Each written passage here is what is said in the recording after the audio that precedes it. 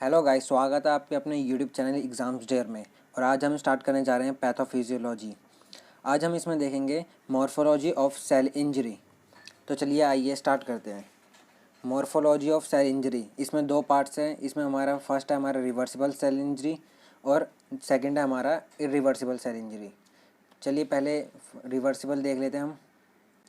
Reversible में हमारे तीन तरीके के होते हैं। फर्स्ट है हमारा हाइड्रोपिक चेंज, जिसको हम सेलुलर स्वेलिंग भी कहते हैं। Hydropic change is of the earliest and common form of cell injury. ये जो होता है हमारा अर्लीस्ट और कॉमन फॉर्म है सेल इंजरी का। Hydropic change can cause cloudy swelling due to bacterial toxins. Bacterial toxins से हो सकता है हमारा hydropic change. Chemicals, burns, high fever, IV administration और saline are the common cause of hydropic change और cellular swellings.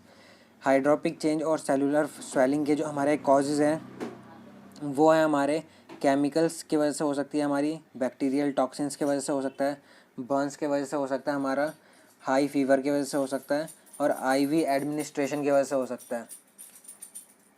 Next आता है हमारा second, hyaline change. It show in glossy appearance. Hyaline change में भी एक्स्ट्रा सेलुलर और intracellular. ये जो होता है हमारा ग्लॉसी अपीयरेंस में होता है और इसमें क्या होता है हमारा, ये जो है हमारा एक्स्ट्रा सेलुलर भी हो सकता है और इंट्रासेलुलर भी हो सकता है। इंट्रासेलुलर चेंज, इंट्रासेलुलर चेंज में क्या आता है हमारा, it is change in epithelial cells. ये जो होता है हमारा एपिथेलियल सेल्स में चेंज होता है।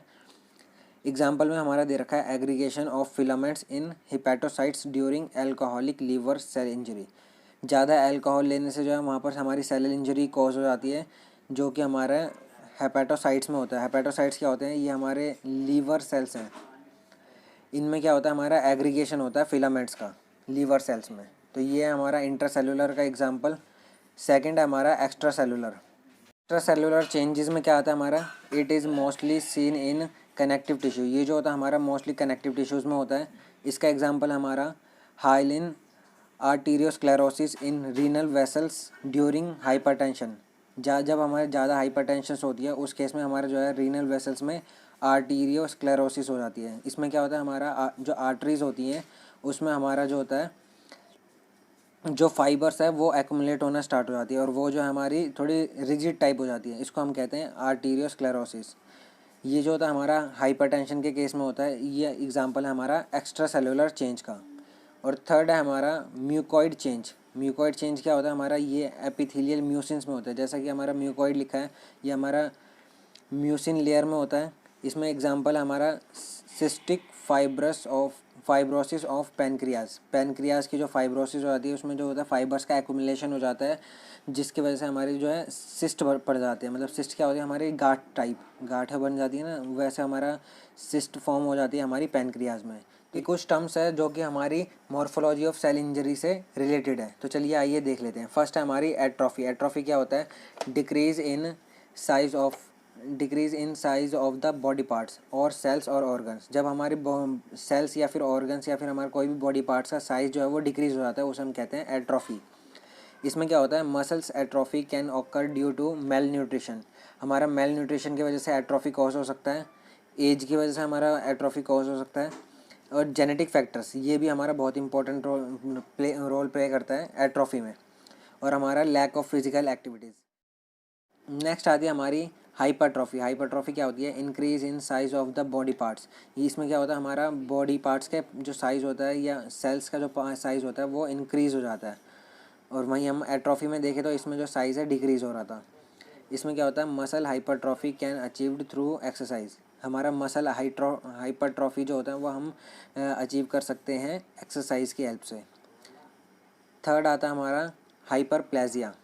हाइपरप्लेजिया होता है हमारा increase in number of cells within a tissue due to mitosis. Mitosis की वजह से हमारे जो टिश्यूज़ के जो नंबर्स हैं या जो हमारे सेल्स के जो नंबर है वो इंक्रीज़ हो जाते हैं, उसे हम कहते हैं hyperplasia. They are not cancer but may become cancer. ये जो होता है हमारा हाइपरप्लेजिया जो होता है वो कैंसर नहीं होता, बट कुछ कंडीशंस में या कुछ पर्सन्स में देखा गया है कि वो हमारा कैंसर्स में बदल सकता है, मतलब कैंसर का रूप ले सकता है। इसके एग्जांपल हमारा thickness of endometrium. Endometrium thickness जो होती है वो हमारे हाइपरप्लेजिया की वजह से होती है।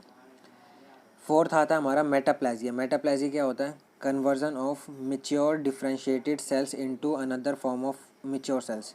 हमारा क्या होता है, जैसे एग्जांपल्स के फिगर्स के थ्रू समझते हैं। जैसे हमारे यहाँ सर्कुलर सेल्स था, ये सर्कुलर सेल्स जो है हमारा कन्वर्ट हो जाएगा स्क्वायर सेल्स में, तो इसी को हम कहते हैं मेटाप्लाजिया। मेटाप्लाजिया क्या होता है? किसी कंडीशन में जब हमारी एडेप्टिव कंडीशंस आ जाती है, मतलब कोई भी हमारा स्ट्रेस पड़ा और सेल्स जो है हमारा सर्कुलर था, तो उसने स्ट्रेस में अडेप्ट करने की वजह से जो हमारा उसका शेप जो है हमारा स्क्वायर ले लिया, तो उसमें हम कहेंगे मेटाप्लाजिया। इसी तरीके से हमारा होता है डिस्प्लाजिया। डिस्प्लाजिया होता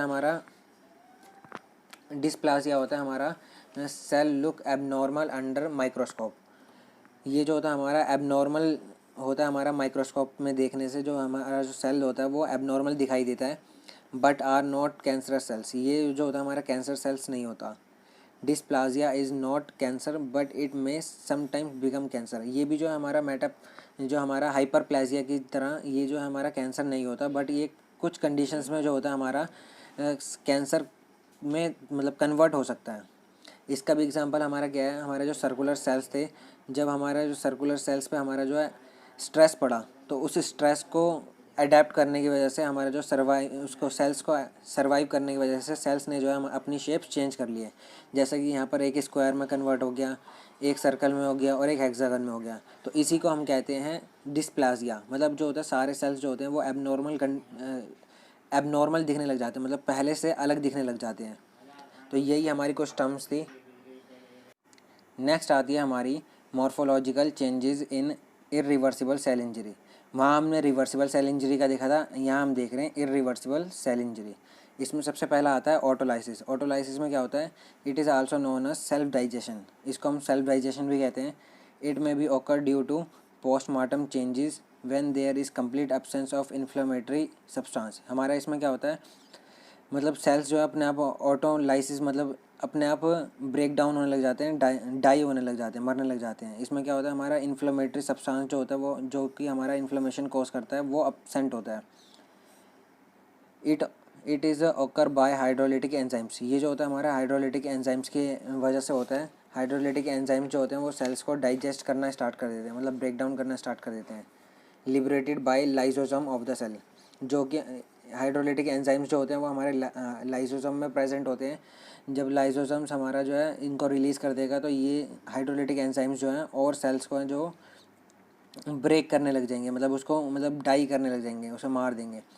उसमें क्या होता है हमारा सेकंड आता है हमारा नेक्रोसिस। नेक्रोसिस क्या होता है? Various agents such as hypoxia, physical agents, chemical agents, immunological agents and microbial agents can cause necrosis.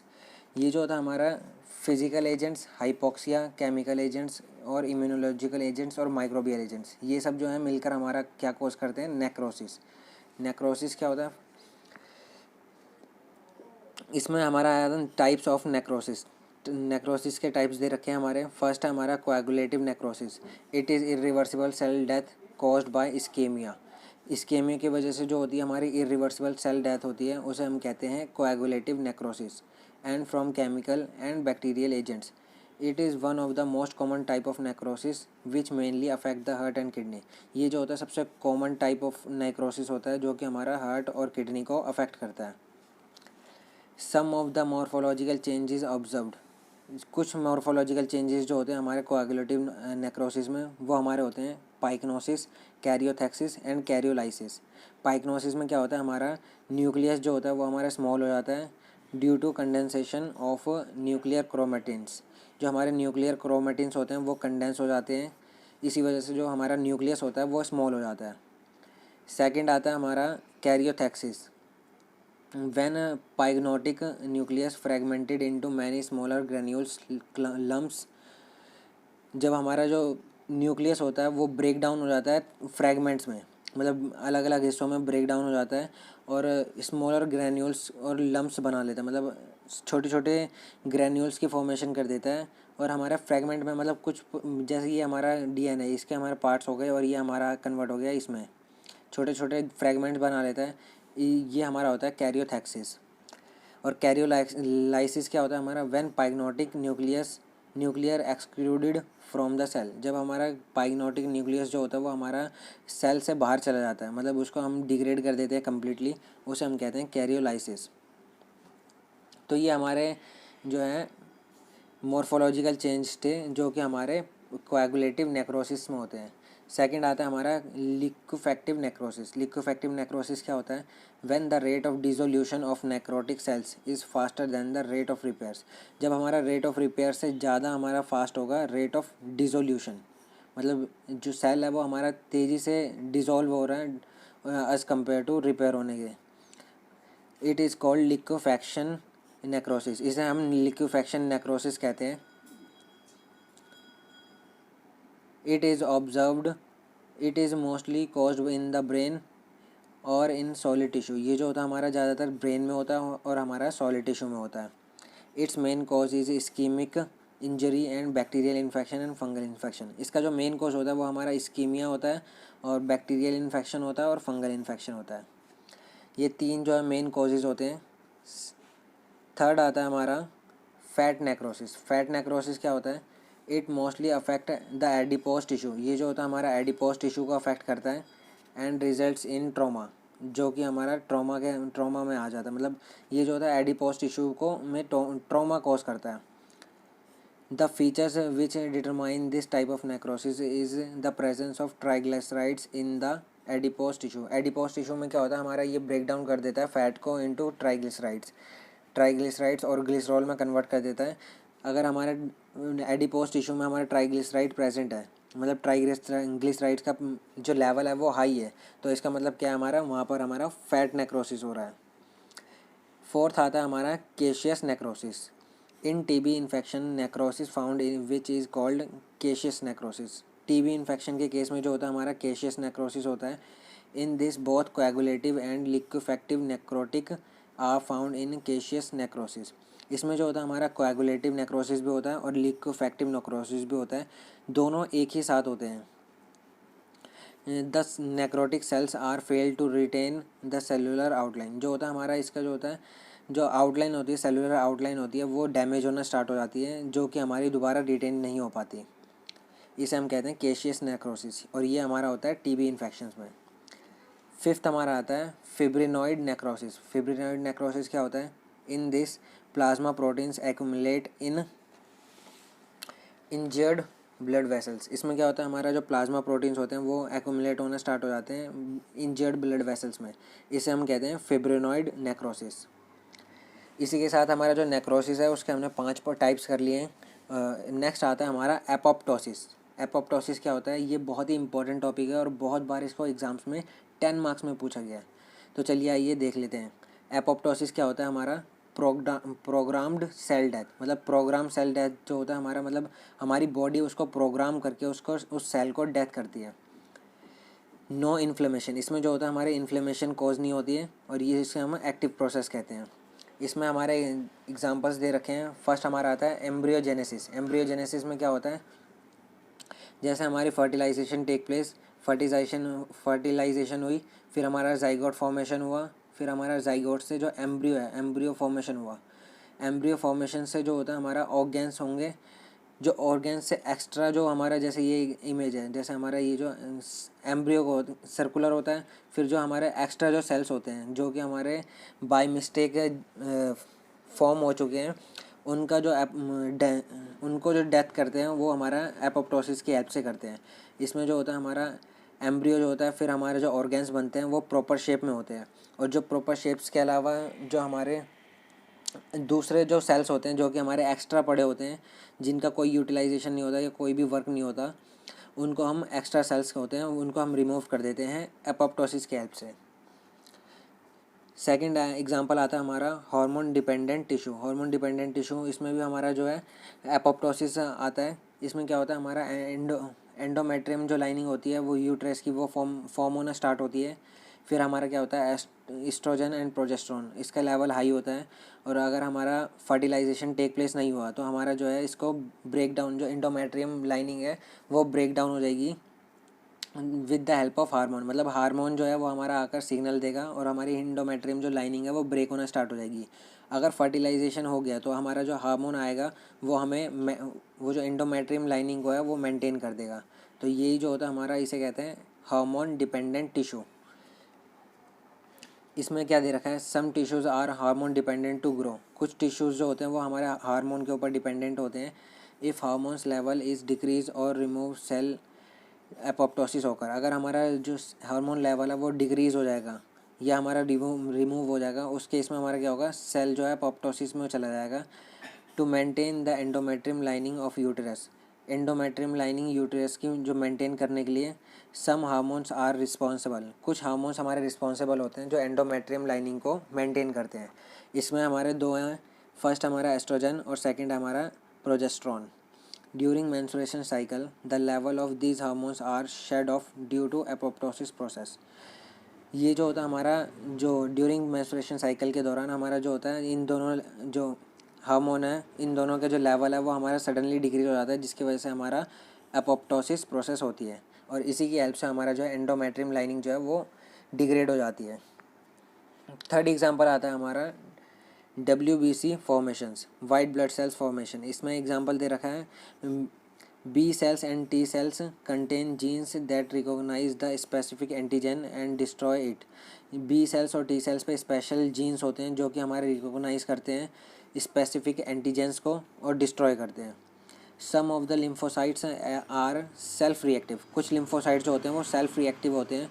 So it is necessary to recognise such type of cells to undergo apoptosis process. जो हमारे self reactive जो sales होते हैं उन्हें जो है उन ज़रूरी हो जाता है रिकॉग्नाइज करना और उनको एपोप्टोसिस करना, मतलब वो इनडायरेक्टली उसे हम मार रहे हैं ताकि वो हमारा सेल्फ रिएक्टिव जो बन चुके हैं उसे वो हम हमारे खुद के सेल्स को हार्म ना करें। अब मैकेनिज़्म होता है हमारा एपोप्टोसिस का। चलिए मैकेनिज़्म देख लेते हैं। मैकेनिज़्म यहाँ जो है फ्लो चार्ट्स में दे रखा है और पीछे जो है हमारा एक्सप्लेन कर रखा है। तो मैकेनिज़्म क्या होता है हमारा, सबसे पहले एपोप्टोसिस होती है। इसमें हमारा फर्स्ट स्टेप होता है इनिशिएशन होता है। इनिशिएशन में हमारे दो फैक्टर्स होते हैं, इंट्रिंसिक पाथवे और एक्सट्रिंसिक पाथवे। इंट्रिंसिक पाथवे जो में जो होता है हमारा कैस्पेज 9 एंजाइम एक्ट करेगा और एक्सट्रिंसिक पाथवे में हमारा कैस्पेज 8 एंजाइम एक्ट करेगा। इसी तरीके से हमारा जो सेकंड स्टेप है इसमें क्या होता है हमारा एक्सक्यूशन में क्या होता है हमारा, इसमें जो है कैस्पेज 3, 6 और 7 ये 3 एंजाइम जो है वो हमारे हेल्प करेंगे एक्सक्यूशन में। चलिए इसका मैकेनिज़्म देख लेते हैं डिटेल में। सबसे पहले क्या होता है इंट्रिंसिक पाथवे में क्या होता है BAX और BAK, बैक्स एंड बैक्स, ये जो होता है हमारे केमिकल्स होते हैं that makes pores in mitochondria. ये जो होता है हमारा माइटोकॉन्ड्रिया में छेद बना देते हैं, पोर्स फॉर्मेशन में हेल्प करते हैं। BCl2 एक केमिकल होता है that is response to prevent leakage in the mitochondria. ये जो होता है हमारे माइटोकॉन्ड्रिया की लीकेज को प्रिवेंट करता है। और cytochrome C, it is chemical that helps to break the glucose and produce ATP in the mitochondria. ये जो होता है हमारा साइटोक्रोम C, ये जो होता है हमारा ग्लूकोज को ब्रेक डाउन करता है और हमारा ATP प्रोडक्शन में हेल्प करता है। फिर हमारा क्या होता है when cell come under the stress, जब हमारा सेल जो होता है वो हमारा स्ट्रेस कंडीशन में आता है, जैसे हमारा रेडियोथेरेपी हो गया या कीमोथेरेपी हो गया, तो उस केस में क्या होता है DNA recognise and start the process of cell death. इसमें क्या होता है हमारा DNA रिकॉग्नाइज करता है और सेल डेथ की प्रोसेस को स्टार्ट कर देता है। Otherwise mutation start which is dangerous, अगर हम इसको डेथ नहीं करेंगे, अगर हम सेल डेथ स्टार्ट नहीं करेंगे तो उस केस में क्या होता है हमारे DNA में म्यूटेशन हो जाती है जो कि हमारे लिए डेंजरस है। इसमें क्या होता है सो DNA stop the formation of BCl2 जो है उसकी फॉर्मेशन को हमारा जो DNA स्टॉप कर देता है। विच सील द माइटोकॉन्ड्रिया, जो कि हमारी माइटोकॉन्ड्रिया को सील कर देता है। BCl2 क्या आता है, ये जो हमारा लीकेज की प्रिवेंशन कर रहा था। अब हमारा ये जो BCl2 है ये हमारा बनेगा नहीं, तो इस केस में हमारा क्या होगा, लीकेज की प्रिवेंशन करने वाला हमारा यहाँ कोई नहीं होगा। And increase the production of bax और बैक जो एंजाइम है हमारे उनकी जो प्रोडक्शन है उसको इंक्रीज कर देगा। और cytochrome C leaks out into the cytoplasm, और साइटोक्रोम C जो है हमारा, जो कि हमारा ग्लूकोज को कन्वर्ट कर रहा था और एनर्जी प्रोड्यूस कर रहा था, वो हमारा साइटोप्लाज्म में आ जाएगा और हमारा माइटोकॉन्ड्रिया से बाहर आ जाएगा। यही जो मेन स्टेप्स हैं इसमें यही मेन स्टेप्स हैं। इसमें क्या था, हमारा डीएनए जो है उसे रिकॉग्नाइज़ करेगा सबसे पहले, फिर हमारे सेल डेथ की प्रोसेस को स्टार्ट करेगा। सेल डेथ की प्रोसेस को स्टार्ट करने के बाद क्या करेगा, हमारा जो डीएनए जो है वो स्टॉप कर देगा BCL2 की फॉर्मेशन को। ये जो हमारा BCL2 जो है बनना बंद कर देगा, और हमारा बैक्स और बैक ये जो हमारे केमिकल्स हैं इनकी प्रोडक्शन को इंक्रीज़ कर देगा। अब इनकी प्रोडक्शन इंक्रीज़ करने की वजह से जो हमारा माइटोकॉन्ड्रिया उसमें पोर्स स्टार्ट हो जाएंगे, पोर्स बनना स्टार्ट हो जाएंगे, और पोर्स बनने की वजह से जो भी हमारा माइटोकॉन्ड्रिया में मैट्रिक्स में जो भी केमिकल्स है वो हमारा लीक आउट हो जाएगा साइटोप्लाज्म में। अब वो हमारा साइटोप्लाज्म में आ जाएगा, तो इस वजह से हमारा जो माइटोकॉन्ड्रिया है वो एनर्जी प्रोड्यूस नहीं कर पाएगा, जिसकी वजह से हमारा सेल डेथ हो जाएगी। फिर सेकंड आता है हमारा एक्सट्रिंसिक पाथवे। एक्सट्रिंसिक पाथवे में क्या होता है, apoptosis receptors also called death receptors are present on every cells surface. हमारे जो एपोप्टोसिस रिसेप्टर्स होते हैं वो हमारे सभी सेल्स के सरफेस पर प्रेजेंट होते हैं, और इनको हम डेथ रिसेप्टर्स भी कहते हैं।